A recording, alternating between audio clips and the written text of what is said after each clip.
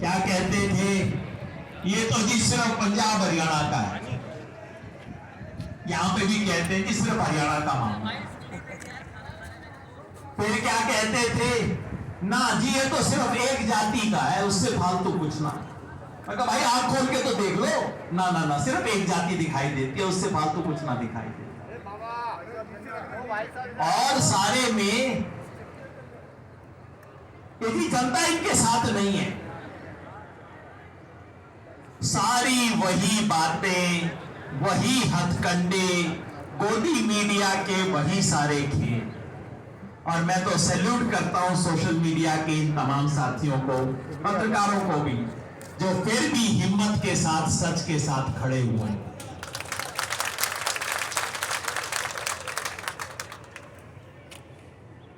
अभी दिनेश बहन यहां बैठी हुई थी, मैं उनको कह रहा था कि जीजी, और हमारे यहां छोटी बहन को भी जीजी बोल देते हैं। मैं कहा जीजी देख कि तुम जो लड़ रही हो, ये इस देश की हर लड़की देख रही है तुम्हारी इस लड़ाई को, और तुमने यहां जो हिम्मत दिखाई है, उससे पता नहीं कितने लाखों लड़कियों की, लाखों औरतों की, सताई हुई महिलाओं की हिम्मत बनी होगी कि अगर ये बोल सकती है तो मैं भी बोल सकती हूं। और मैंने कहा बेटा, अगर तुम चुप कर जाती ना, सारी दुनिया को पता तो लग जाता कि ये हुआ है, लेकिन देखो ये लोग चुप करके बैठ गई। अगर तुम चुप कर जाती ना, तो लाखों औरतों का घर बैठे हुए मुंह बंद हो जाता कि अगर उसकी हिम्मत ना हुई तो मेरी क्या मजाल है, मैं क्या करूं। इसलिए ये जो संघर्ष है, ये किसी क्षेत्र का संघर्ष नहीं है, किसी जाति का संघर्ष नहीं है, सिर्फ महिला का भी संघर्ष नहीं है, ये धर्म और अधर्म की लड़ाई है। और अगर कोई सच्चा धर्म क्षेत्र कुरुक्षेत्र है तो ये है जहां ये लड़ाई लड़ी जाए। एक तरफ सत्ता, पैसा, झूठ और गुंडागर्दी, सत्ता, पैसा, झूठ और गुंडागर्दी, और दूसरी तरफ सच, संकल्प, धर्म और तपस्या, उसकी लड़ाई। और एक बात हमने किसान आंदोलन से सीखी है, बाकी जगह भी सीखी, और ये आपको मैं बता दूं, और यही मैं कह रहा था दिनेश बहन को कि जी कोई ऊट पटांग हरकत में फंसियो मत। आके लोग जोश देंगे, आंदोलनों में होता है, लोग आगे फूंक देते हैं, ये कर दो, वो कर दो। हमें भी हर दूसरे दिन लोग आगे कहते थे बस अब तो कर ही दो फायर, अब तो दिल्ली में ये कर दो, वो कर दो। हम हर रोज उनको ठंडा पानी पिलाते थे, भाई ठहर जा, डट जा भाई, बस यहां बैठे रहेंगे, सच पे सच हमारे साथ है, बैठे रहे, कोई ऊटपटांग हरकत ना करें, कोई उत्तेजना में ना आए, कोई गलत काम ना करें, बस ये इंतजार कर रहे हैं। जैसे किसान आंदोलन में उनको इंतजार था कि भाई इन लोगों से कोई एक गलत शब्द निकले, एक कोई उल्टी हरकत हो जाए, कहीं इनको हिंसा में भड़का लिया जाए, तो बस सारे आंदोलन को वहीं खत्म कर लेंगे। मगर किसान आंदोलन में हमारे बुजुर्गों की राय से, हमारे बहनों के सहयोग से ये हमने नहीं होने दिया। हमने कहा ना, ये हम नहीं करेंगे, हम बैठे रहेंगे। और जो जब जब इनके साथ डट के, अड़ के, खड़े रह के टकराया है, अपनी जमीन पे टिका रहा है, ये देखना ये भाग जाते एक स्टेज के बाद। बस यही फॉर्मूला है। कुश्ती के दाव पेच होते हैं ना कई तरह के, मैं तो भाई जानता ना, जिंदगी में कभी की ना मैंने तो कुश्ती, लेकिन ये सिंपल दाव पेच है, टिके रहो। और आप टिके रहो, अपनी तरफ से कुछ ना करो, सच आपके साथ है। एक दिन ये आपको सड़क पे दौड़ते हुए दिखाई देंगे, भागते हुए दिखाई देंगे।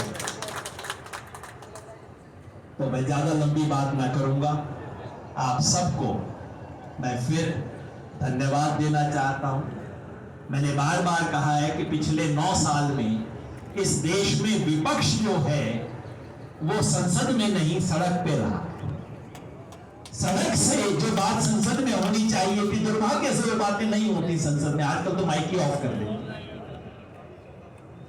जो सच की आवाज है वो इस देश में सड़क से बुलंद हुई है, और ये एक और नमूना है, ये सच की आवाज। झूठ को ऊपर से प्रश्रय दिया जा रहा है। मैंने एक लेख लिखा था सिर्फ ये पूछते हुए कि प्रधानमंत्री चुप क्यों है। ये प्रधानमंत्री की चुप्पी मुझे समझ नहीं आती। तमाम चीजों पे प्रधानमंत्री बोलते हैं, ऊंचा ऊंचा बोलते हैं, पता नहीं कितना बोलते हैं। जहां ना बोलना चाहिए वहां भी बोलते हैं, जो बात ना बोलनी चाहिए वो बोलते हैं। और ये साधारण सी बात कि भाई हमारे देश की मान सम्मान मर्यादा के प्रति, हमारे देश के गौरव के प्रति इन बच्चियों के साथ अन्याय हुआ है। सच्ची जांच करवाऊंगा, और जांच में पकड़ा गया तो छोड़ूंगा नहीं, तब तक भैया तू उतर जा।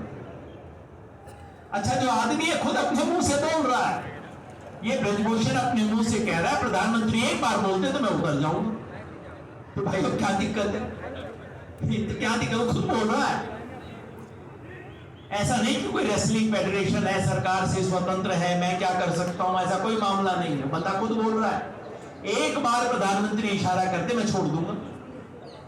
मतलब इशारा नहीं आ रहा, या कि इशारा करने वाले को इशारा हो चुका है, कहीं आंखों आंखों में इशारा हो चुका है कि तू चिंता ना कर, देखी जाएगी, कोई नहीं बेटा तेरे साथ।